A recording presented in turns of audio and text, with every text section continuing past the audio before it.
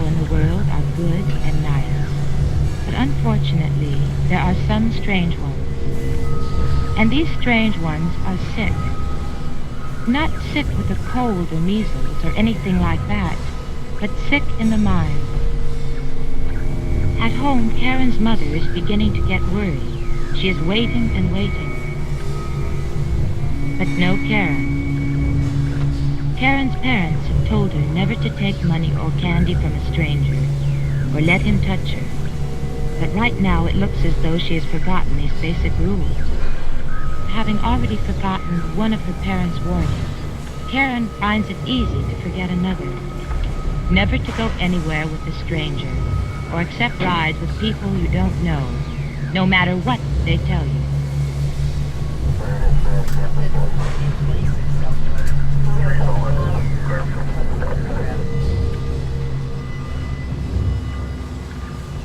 A flood tide of filth is engulfing our country in the form of newsstand obscenity. It is threatening to pervert an entire generation of our American children.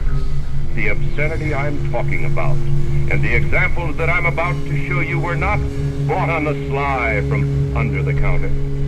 They were not purchased on Skid Row or on the other side of the tracks. They can be bought openly by anyone in drugstores, groceries, delicatessens, terminals, malt shops, cigar stores, newsstands, all over the community. Never in the history of the world have the merchants of obscenity, the teachers of unnatural sex acts, had available to them the modern facilities for disseminating this filth.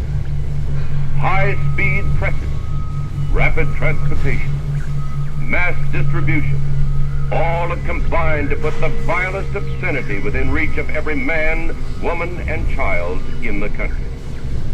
The United States Supreme Court has described it as dirt for dirt's sake. We describe it as dirt for money's sake. Perversion for profit. We know that once a person is perverted, it is practically impossible for that person to adjust to normal attitudes in regard to sex.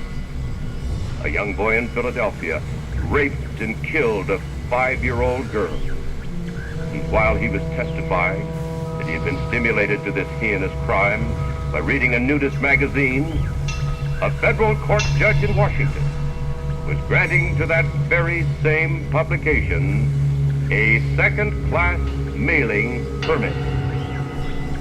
Another important problem common to these publications is the dwelling upon teenage participation in wild, flagrant abuses of the God-given gift of sex.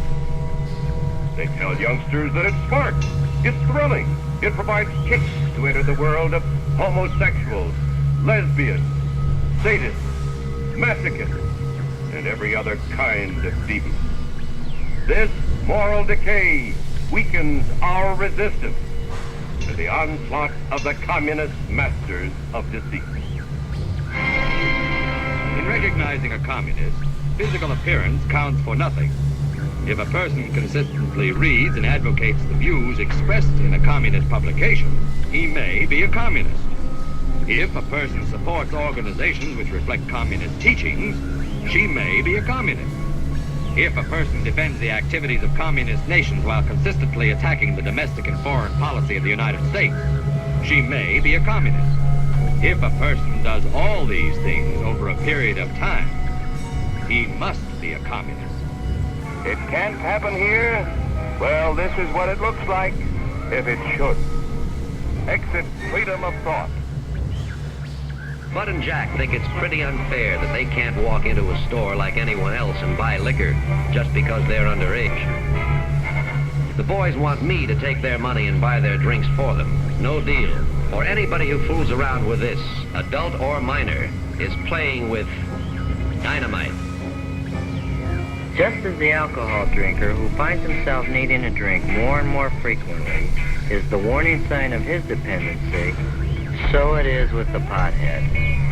The more he needs the escape from reality or the pleasure of marijuana, the more he is becoming emotionally dependent, exactly exactly as the square and unhip alcoholic adult does. There are too many unstable people in America who would end up as non-functioning weed heads.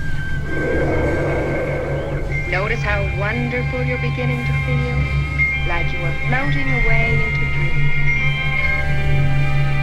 Today, medical science recognizes that some folks aren't helped by relaxing exercises.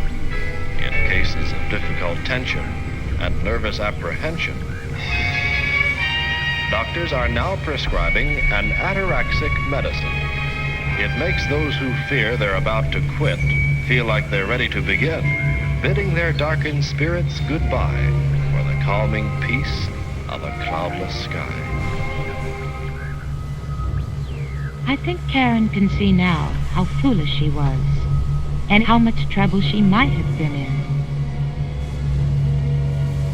Karen will remember never to accept gifts or rides from strangers, and now she knows to stay clear of deserted places. Well, Karen's adventure has made her a wiser little girl. I hope you have become wiser too.